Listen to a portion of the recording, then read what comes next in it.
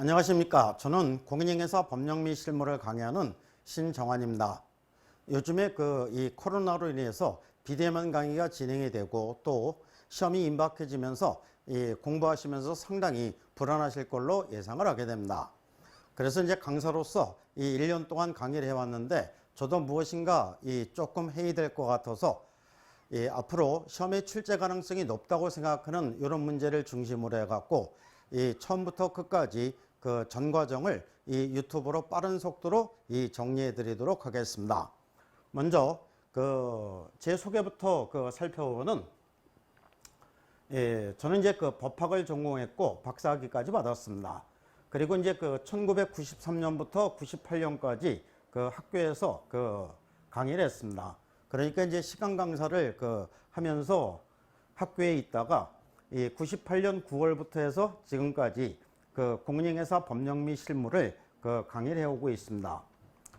지금 현재 강남 방문각, 종로 방문각, 대전 방문각 여기에서 이제 강의를 하고 있는데 제가 옛날에 학교에서 있었던 이런 경험이 있기 때문에 문제를 출제하는 것은 대학 교수들이 출제를 하게 됩니다. 그래서 이제 저도 시간 강사지만은 대학 교수를 해봤기 때문에 출제위원회 심정해서 문제를 어떻게 출제를 할까 이런 거를 기준으로 해서 시험에 출제 가능성이 높은 이런 문제들을 한번 뽑아보도록 하겠습니다.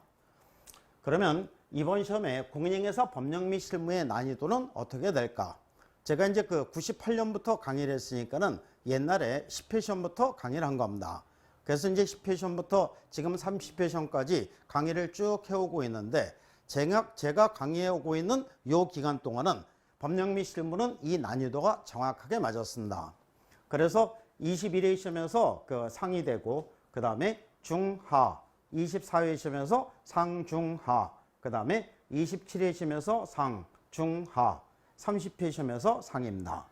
그러니까 3배수 시험 21회, 24회, 27회, 그 다음에 30회 시험이 법령 및 실무 난이도가 가장 높았던 시험에 해당이 됩니다. 그러면은 이번 31회 시험은 난이도가 중입니다. 중이니까는 30회 시험보다는 쉽게 나온다는 얘기죠. 그래서 어떻게 문제가 나오든 30회 시험보다는 어렵게 출제가 될 수는 없는 겁니다. 그러니까 마무리 정리를 하실 때 자꾸 이렇게 고차원적인 내용들 아니면은 지문을 베베 꼬는 이런 지문으로 마무리 정리를 하시는 게 아니라 아주 정직한 지문으로 기본 개념 중심으로 해서 마무리 정리를 하시는 게 법령 및 실무에서 고득점을 받을 수 있는 이런 방법에 해당된다는 얘기입니다. 그러면 이 법령 및 실무는 실제 시험에서 문제를 출제할 때 어떻게 해서 문제가 출제가 될까? 우리나라에 법령 및 실무를 전문적으로 전공하는 사람들은 단 한 사람도 존재하지 않습니다. 그래서 법령 및 실무 출제위원들은 대부분 민법을 전공하는 사람이 출제로 들어가는 경우가 대부분입니다. 그러다 보니까는 이 민법 쪽은 상당히 이렇게 사례식으로 해서 이 고차원적으로 문제를 낼 수 있지만은 공인중개사 법령은 민법을 전공한 사람이니까는 평소에는 공인중개사 법령을 공부하는 사람이 아닙니다. 그렇기 때문에 문제를 출제하는데 한계가 있다는 얘기입니다. 그래서 이 문제를 출제할 때 법령을 원문 그대로 옮겨서 지문을 만들게 되고 그 다음에 중개업 관련 판례를 그대로 옮겨서 지문을 만들게 되고 그 다음에 지금까지 나왔던 시험에 출제가 되는 부분은 거의 정해져 있게 됩니다. 그 다음에 기출문제를 리바이벌 시켜서 문제를 만드는 이런 방식으로 문제를 만들게 됩니다. 그러니까 공부를 하실 때도 이런 점에 주안점을 둬서 공부를 하시면 되는데 기출문제 이제 지금까지 나왔던 지문들을 어느 정도 이제 공부를 하셨을 걸로 예상을 합니다. 그러면은 이 기출문제 지문하고 요즘에 학원에서 사용하는 아주 복잡한 지문하고 한번 비교해 보면은 같습니까? 아니죠. 기출문제 지문은 아주 깔끔하게 나오죠. 그러니까 여러 개를 물어보지도 않고 딱 한 가지만 물어봅니다. 한 가지만 물어보고 지문 자체도 길게 늘어뜨리는 게 아니라 이 단문으로 딱딱 끊습니다. 그리고 법령 및 실무가 치사하다고 얘기하시는 분들이 많이 있는데 한 글자가 바뀌더라도 다 이유가 있기 때문에 바뀌는 겁니다. 이유 없이 틀리게 하기 위해서 지문을 일부러 꼬거나 그러지는 않는다는 얘기입니다. 그래서 법령 및 실무를 공부하실 때 마무리 정리는 항상 정직한 지문으로 마무리 정리를 하시는 게 실제 시험에서 고득점을 받을 수 있는 이런 방법에 해당이 되는 겁니다. 그래서 법령 및 실무를 공부하실 때는 항상 이런 점에 주안점을 둬서 공부를 하셔야 되는 겁니다. 그러면은 오늘은 이제 그 첫째 시간으로서 공인중개사법의 목적과 그 다음에 공인중개사법 제2조에서 규정하고 있는 용어의 정의 이렇게 이제 살펴보게 됩니다. 공인중개사법의 목적, 공인중개사법 제1조에서 규정을 하게 되는데 한 글자도 틀리지 않게끔 정확하게 암기해서 알아두시면 됩니다. 최근 시험에서는 한동안 계속 안 나왔었는데 옛날에는 경연제 정도로 출제가 됐던 이런 내용에 해당이 됩니다.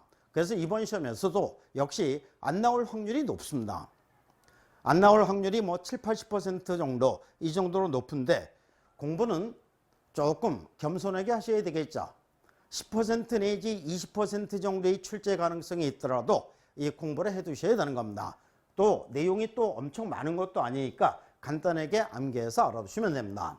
공인중개사법의 목적은 공인중개사의 업무 등에 관한 사항을 정하여 그 전문성을 제고하고 부동산 중개업을 건전하게 육성하여 국민 경제에 이바지함을 목적으로 한다. 이렇게 이제 규정이 되어 있습니다. 그러면 이거를 갖고 지문을 만들면은 총 몇 개? 4개 지문을 만들 수 있겠죠.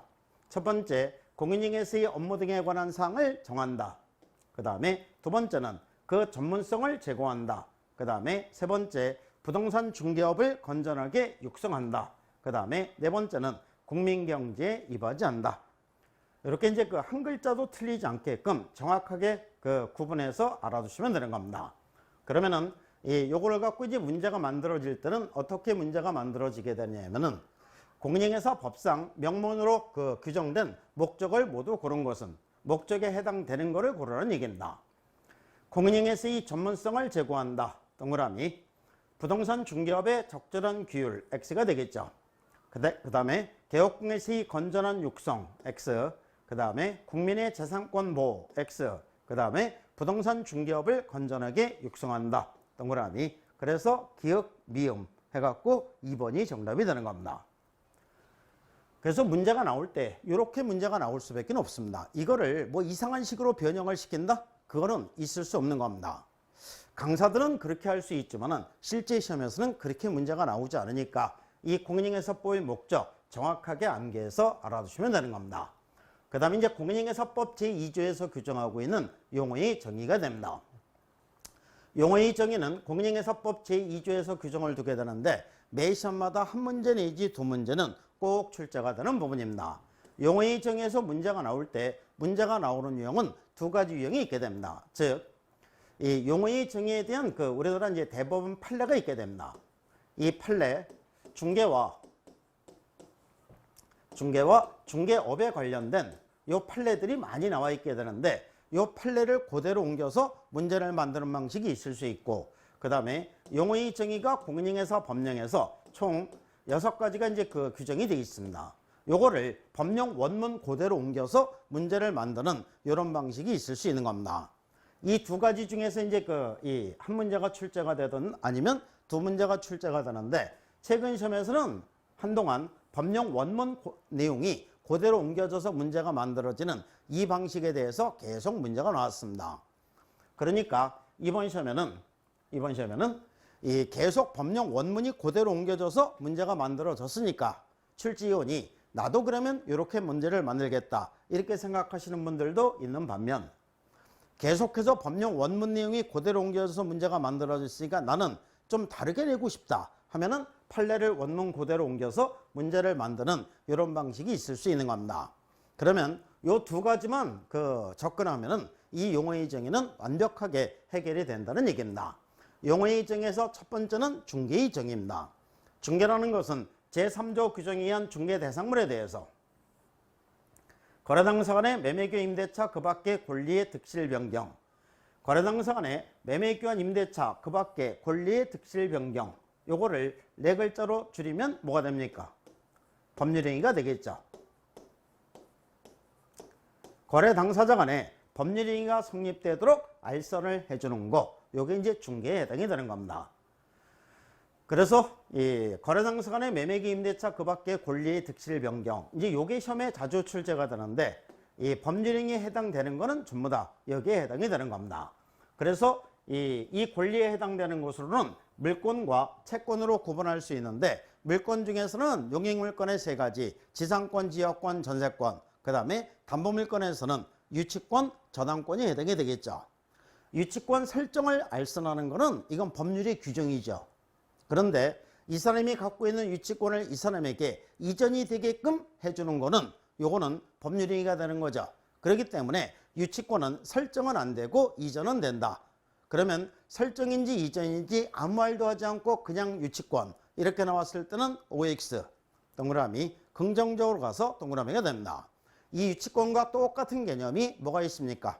법정지상권. 그러니까 법정지상권도 설정을 알선하는 건 있을 수 없는데 이전을 알선하는 것은 가능하니까 유치권, 법정지상권 전부 다 중개대상 권리에 해당이 된다. 이렇게 되겠죠. 그 다음에 이 두 번째는 중개업입니다. 중개업이라는 것은 다른 사람의 의뢰에서 일정한 보수를 받고 그 다음에 중개는 앞에서 살펴본 요 내용이 되는 겁니다. 요 중개를 업으로 하는 것이 중개업에 해당이 되는 겁니다. 그래서 이제 중개와 중개업 여기에 대한 이제 그 판례들이 많이 있게 되는 겁니다. 그래서 요 판례를 원문대로 이제 많이 읽어보시면 되는데, 일정한 보수를 받고 했으니까 보수를 받기로 약정만 했을 때는 받았다 안 받았다? 안 받았다. 보수를 달라고 의뢰인에게 요구를 했을 때 받았다 안 받았다? 안 받았다. 그래서 이제 보수를 받기로 약정하고 요구한 자체는 보수를 받은 게 아니니까 중개업에 해당되지 않고 무등록 중개업자로서 처벌 대상이 아니다. 현실적으로 보수를 손에다가 어떻게 꽉 줬을 때만 중개업에 해당될 수 있는 겁니다. 또한 이 업의 개념이 조금 추상적이죠. 업을 했다고 하기 위해서는 불특정 다수인을 상대로 계속적 반복적으로 영리를 목적으로 했을 때 업을 했다고 얘기합니다. 계속적 반복적으로 했다고 하기 위해서는 행위를 하게 된 의도, 동기, 규모, 횟수, 기한, 태양 등 여러 사정을 종합적으로 고려하여 사회 통념이나 거래 관념에서 정해야 된다. 그렇기 때문에 우연한 기회에 단일에 건물 전세 계약에 알선을 해주고 보수를 받은 사실만으로는 알선 중개를 업을 한 것이라고 볼 수 없다. 그래서 우연한 기회에 단일에 건물 전세기 중개를 하고 보수를 받은 사실만으로는 알선 중개를 업을 한 것이라고 볼 수 없다. 그래서 우연자가 나오면은 무조건 중개업에 해당되지 않는다. 우연은 중개업소 이름이 아니라 어디 이름? 술집. 그래서 우연자가 나오면은 아름다운 청주에 있는 술집을 얘기하는 것이지 중개업과는 전혀 관련이 없는 것이다. 이렇게 해서 이제 요 내용들이 전부 다 이 판례가 되는 겁니다.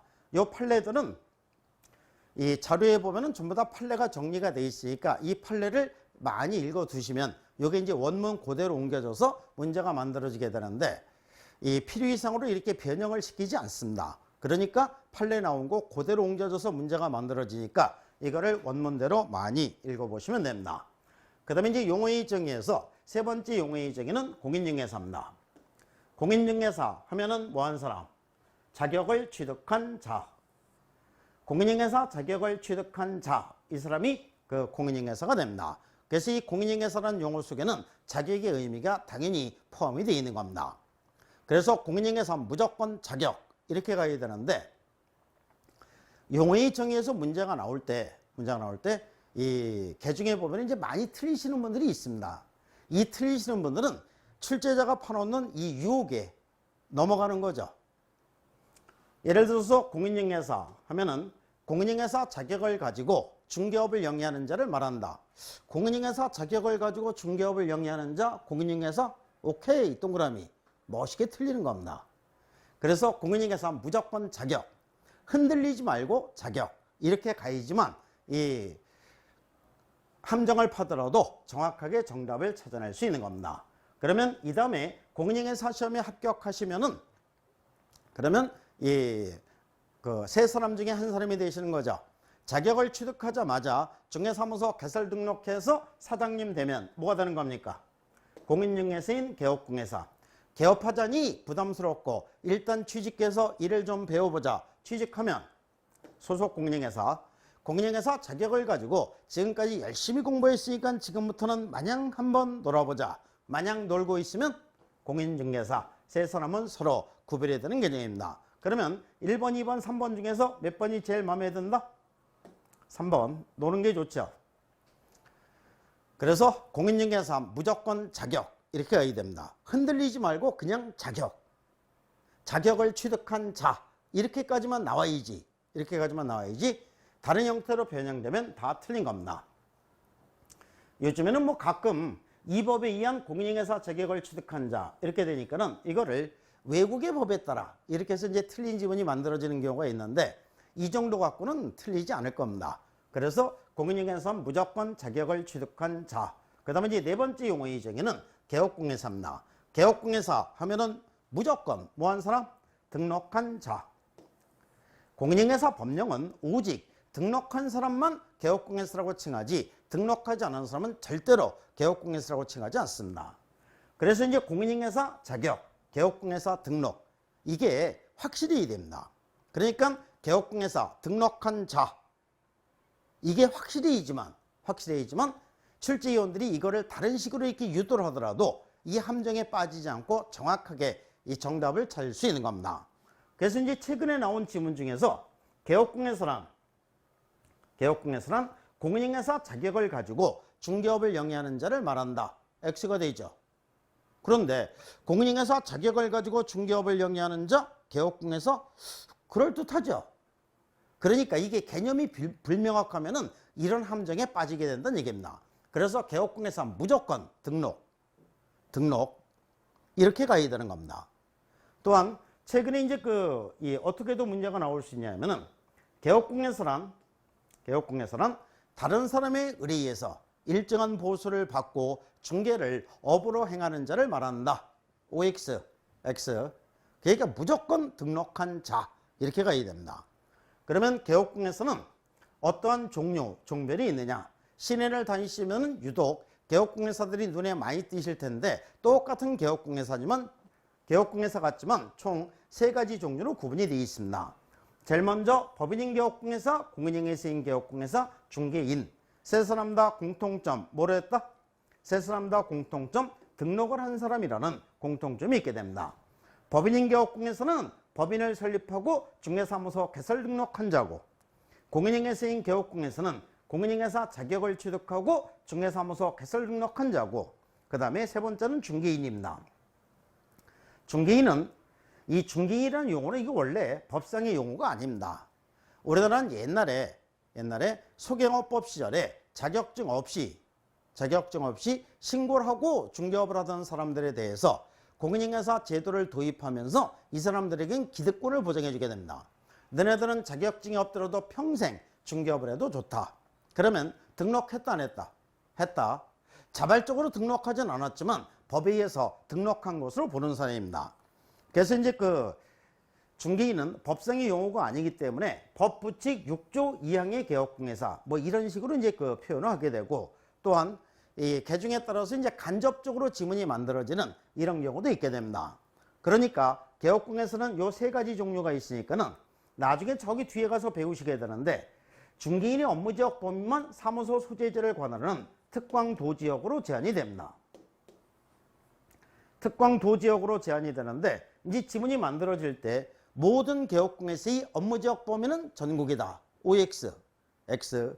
모든 개업공개사의 업무지역 범위는 전국이다. 중개인 때문에 X가 되는 거죠. 그러면은 중개인이라는 용어를 사용하지 않고도 중개인에 대해서 물어볼 수 있는 거죠.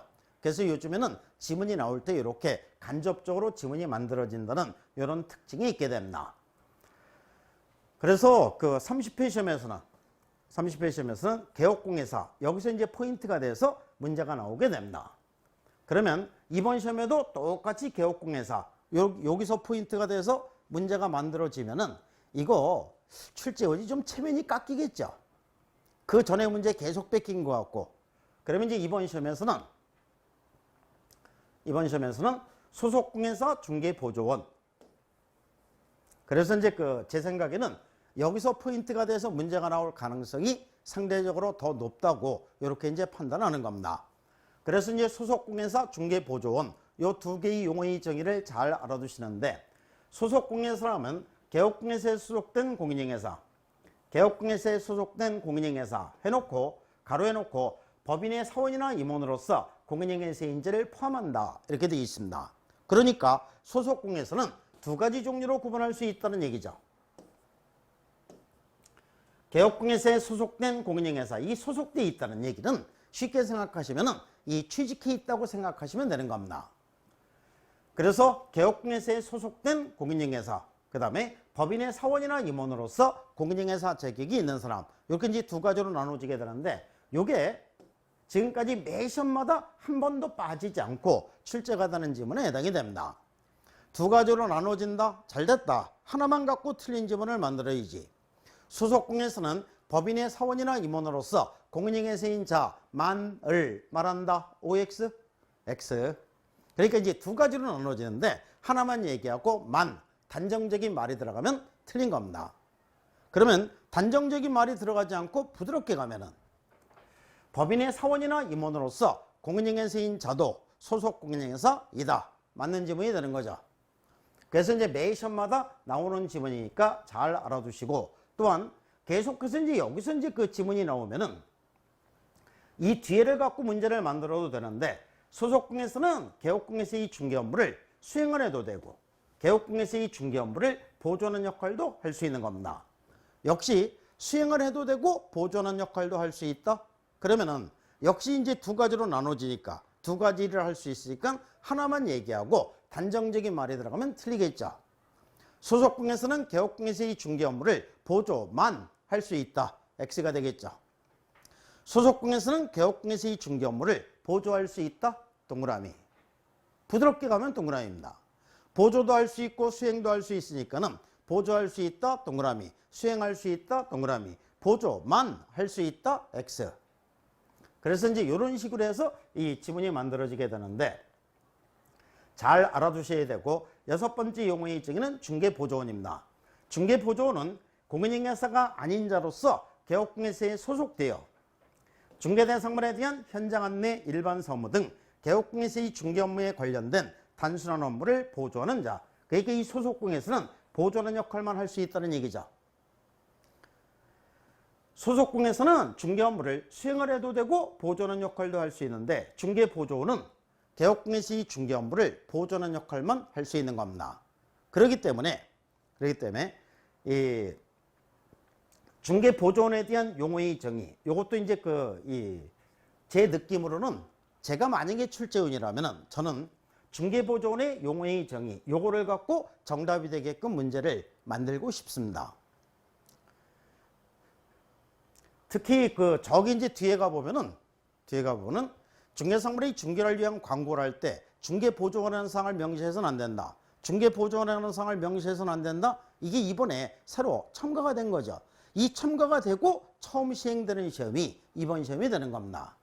그렇기 때문에 중개보조원에 대한 개념이 요즘에는 그만큼 더 중요해지게 되고, 그래서 이 감각이 있는 출제용이라면은 중개보조원의 용어의 정의, 요거를 갖고 이제 지문을 만들면 됩니다. 공인인회사가 아닌 자니까 어떻게 만들면 됩니까? 중개보조원이라 하면 공인인회사로서 이렇게 가면 X가 되겠죠. 치사한 것 같지만 소속공인회사와 구별되는 개념으로서 공인인회사로서 이렇게 하면 X입니다. 또한 이 중개보조원은 이 중개상물에 대한 현장 안내 및 일반 서무 등 개업공인회사의 중개 업무에 관련된 단순한 업무를 보조하는 자입니다. 그러니까 요거를 중개상물에 대한 현장 안내, 일반 서무 등 이런 업무만 할 수 있으니까, 뭐 거래계약서를 작성하는 자, 확인설명 의무를 이행하는 자, 이런 식으로 가면 X가 되는 거죠. 거래계약서, 확인설명서, 요거는 확인설명 의무, 요거는 반드시 개업공인회사가 직접 회의되는 업무에 해당이 됩니다. 그래서 이제 중개보조원의 업무 범위, 보조하는 역할만 할 수 있다. 그러니까 요게 포인트가 돼서 문제가 나오면은 아주 훌륭한 감각적인 출제요인이 되는 겁니다. 그러면 이제 용어의 정의에서 문제가 나올 때, 아까 판례가 원문 그대로 옮겨지는 방식, 그 다음에 법령 원문 그대로 옮겨서 문제를 만드는 방식, 둘 중에 하나가 된다고 했죠. 그러면 요 두 가지 유형의 문제를 살펴보도록 하겠습니다. 먼저 이제 판례 문제입니다. 판례. 중개와 중개업에 관한 다음 기술 중 타당하지 않은 것은 틀린 거를 찾으라는 얘기입니다. 개업공개사가 거래의 일방당사에 의뢰해서 중개상물의 매매, 교환, 임대차 등을 알선 중개하는 경우도 중개행위에 포함이 된다. 동그라미. 거래의 쌍방당사로부터 중개를 받은 경우뿐만 아니라 일방당사에 의뢰해서 매매, 교환, 임대차를 알선 중개하는 경우도 중개행위에 해당이 된다. 이게 판례예요. 뭐를 생각하시면 됩니까? 공동중개를 생각하시면 되겠죠. 그 다음에 두 번째, 반복 계속성이나 영업성 없이. 그러면 여기서 이 반복 계속성이나 영업성 없이 이렇게 했으면 어떻게 한 겁니까? 우연히 한 거죠. 우연자가 나오면은 아름다운 청주에 있는 술집을 얘기하는 것이지 중개업과는 전혀 관련이 없는 거라고 했죠. 그래서 단일에 건물 매매계의 중개라고 보수를 받은 경우에는 중개를 업으로 한 것이라고 볼 수 없다. 맞는 거죠? 틀린 지문이 만들어질 때 이게 볼 수 있다. 이렇게 해갖고 틀린 지문이 만들어지게 되는 겁니다. 그 다음에 3번. 거래당사로부터 현실적으로 보수를 받지 아니하고 보수를 받을 것을 약속하거나 요구했을 때, 보수를 받기로 약속하거나 요구를 했을 때 받았다 안 받았다? 안 받았다. 그래서 중개업에 해당되지 않고 무등록 중개업자로서 처벌 대상이 아니다. 현실적으로 보수를 손에다가 꽉 줬을 때만 중개업에 해당될 수 있는 겁니다. 중개업에 해당되지 않는다. 동그라미. 그 다음에 타인에 의뢰해서 일정한 보수를 받고, 여기는 이제 부동산에 대한 저당권 설정에 관한 행위의 알선. 이게 뭡니까? 이게 이제 중개가 되는 겁니다. 부동산에 대한 저당권 설정 알선. 중개에 해당이 되는 겁니다. 업으로 하였다고 하더라도 그 행위의 알선이 금전소비대체를선의 부서에 이루어졌다면 중개업에 해당하지 않는다. 중개업에 해당하지 않는다. 이게 이제 X가 되겠죠. 해당된다. 그 행위의 알선이 금전소비대체를선의 부서에 이루어졌다 하여 달리 볼 것도 아니다. 이게 판례예요. 달리 볼 것도 아니다. 중개업에 해당된다. 이렇게 되겠죠.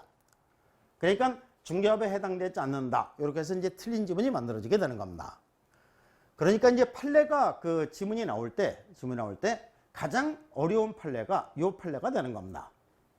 그 다음에 5번은 일정한 보수를 받고 부동산 중개인을 부동산 컨설팅에 부수하여 업을 하는 경우에도 중개업에 해당된다. 동그라미. 그러니까 이 중개업이라는 것은 다른 사람에 의뢰해서 일정한 보수를 받고 중개를 업을 하는 겁니다. 그러니까 이 요건만 구비하면은 무조건 중개업에 해당이 되는 겁니다. 이거를 문제를 만들 때는 중개사무소 개설 등록하지 않고 이렇게 꼬시거나 아니면 여기서처럼 컨설팅에 부수하여 이런 식으로 이제 꼬신다고 하더라도 요 요건을 구비하면은 무조건 중개업에 해당이 된다. 이렇게 되는 겁니다. 그래서 이제 그 4번이 그 정답이 되는데, 판례를 원문 그대로 옮겨서 문제를 만드는 방식이 됩니다. 그 다음에 이제 두 번째는 법령을 원문 그대로 옮겨서 문제를 만드는 방식이 됩니다. 공인중개사 법령상 용어와 관련된 설명으로 옳은 것은 다툼이 있으면 판례에 의함. 옳은 거를 찾으라는 얘기입니다. 거래당사서의 부동산에 관한 유치권 양도를 알선하는 행위도 중개에 해당한다. 유치권 양도, 요거는 법률행위에 해당이 된다고 했죠. 유치권 설정은 법률의 규정이지만 유치권 양도는 법률의 규정입니다. 그러니까 이 중개에 해당이 된다. 동그라미. 1번이 이제 정답이 됩니다. 2번은 다른 사람에 의뢰해서 보수의 유무와 관계없이